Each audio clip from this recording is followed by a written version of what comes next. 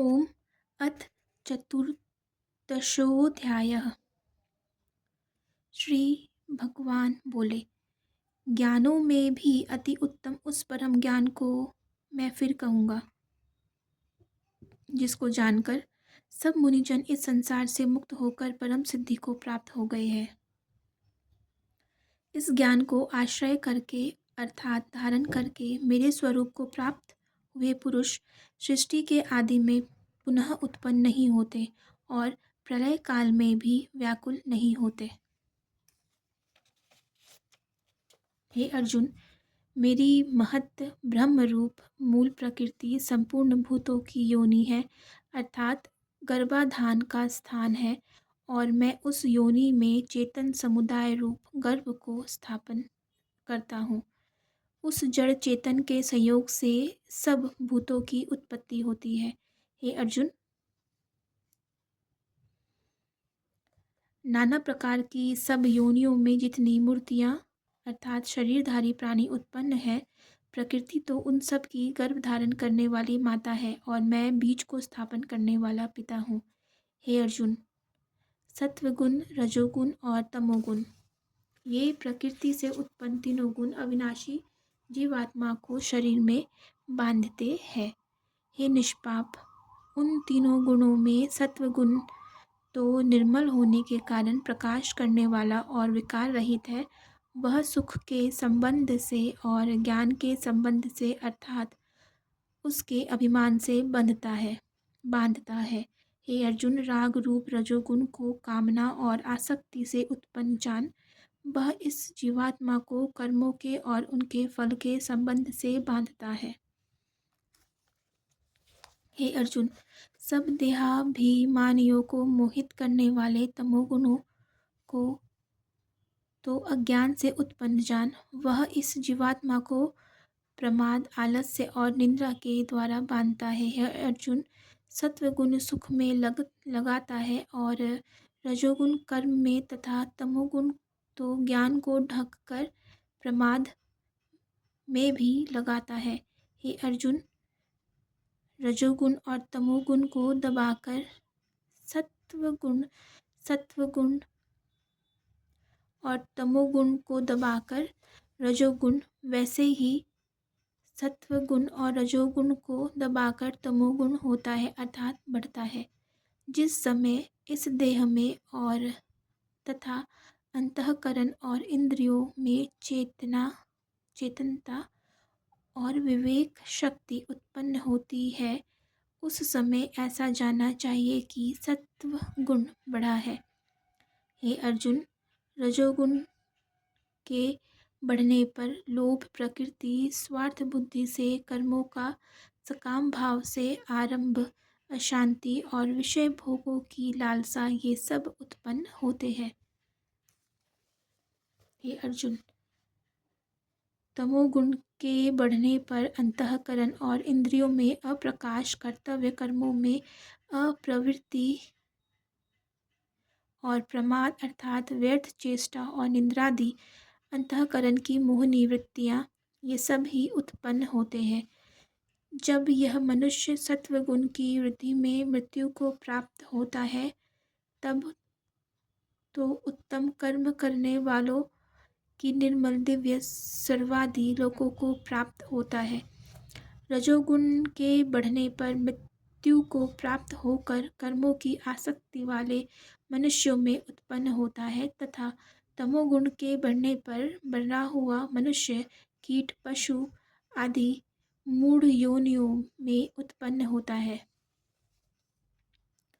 श्रेष्ठ कर्म का तो सात्विक अर्थात सुख, ज्ञान और वैराग्य निर्मल फल कहा जाता है। राजस कर्म का फल दुख और तामस कर्म का फल अज्ञान कहा है।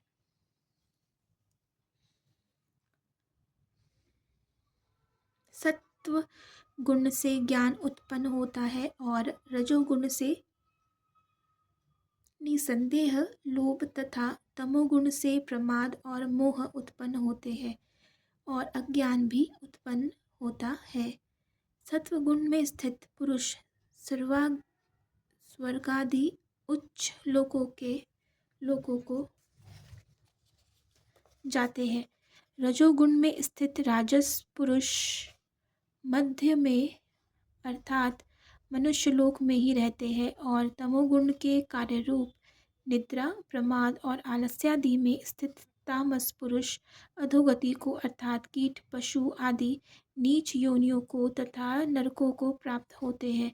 जिस समय दृष्टा तीनों गुणों के अतिरिक्त अन्य किसी को करता नहीं देखता और तीनों गुणों से अत्यंत परे सच्चिदानंद घन स्वरूप मुझ परमात्मा को तत्व से जानता है, उस समय वह मेरे स्वरूप को प्राप्त होता है। यह पुरुष शरीर की उत्पत्ति के कारण स्वरूप इन तीनों गुणों को उल्लंघन करके जन्म, मृत्यु, वृद्धावस्था और सब प्रकार के दुखों से मुक्त हुआ परमानंद को प्राप्त होता है। अर्जुन बोले, इन तीनों गुणों से अतीत पुरुष किन किन लक्षणों से युक्त होता है और किस प्रकार के आचरणों वाला होता है, तथा हे प्रभु, मनुष्य जिस उपाय से इन तीनों गुणों से अतीत होता है।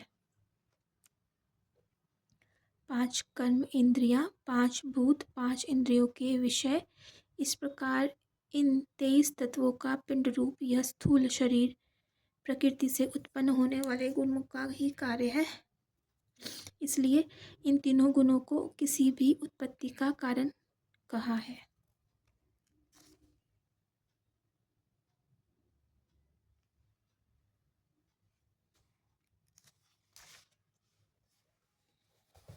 श्री भगवान बोले, हे अर्जुन, जो पुरुष सत्वगुण के कार्य रूप प्रकाश को और रजोगुण के कार्य रूप प्रवृत्ति को तथा तमोगुण के कार्य रूप मोह को भी न तो प्रवृत्त होने पर उनसे द्वेष करता है और न निवृत्त होने पर उनकी आकांक्षा करता है।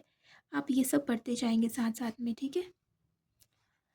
आप वीडियो पॉज करेंगे और ये पढ़ेंगे, मतलब वीडियो को बीच में रोकिए 2 मिनट के लिए, फिर इसे पढ़िए, क्योंकि यहाँ कुछ कुछ शब्दों के मीनिंग, अर्थ यहाँ दिए हैं जो कि आपको इसको समझने में श्रीमद् भगवद गीता के अध्याय जो कुछ कुछ शब्द है इसमें, उनको यहाँ पे उनकी व्याख्या दी हुई है, आपको समझने में आसानी होगी। आगे बढ़ते हैं। जो साक्षी के सदृश स्थित हुआ गुणों के द्वारा विचलित नहीं किया जा सकता और गुण ही गुणों में बरतते हैं, ऐसा समझता हुआ जो सच्चिदानंद घन परमात्मा में एकाकी भाव से स्थित रहता है, वह उस स्थिति से कभी विचलित नहीं होता। प्लीज़ आप सब अपना वीडियो पॉज करें और ये नीचे वाला पढ़ें, ठीक है। हम आगे बढ़ते हैं, चलिए। जो निरंतर आत्म भाव में स्थित, दुख सुख को समान समझने वाला, मिट्टी पत्थर और स्वर्ग में समान भाव वाला ज्ञानी, प्रिय तथा अप्रिय को एक सा मानने वाला और अपनी निंदा स्तुति में भी समान भाव वाला है, जो मान और अपमान में सम है, मित्र और बैरी के पक्ष में भी सम है, एवं संपूर्ण आरंभों में कर्तापन के अभिमान से रहित है, वह पुरुष गुणातीत कहा जाता है।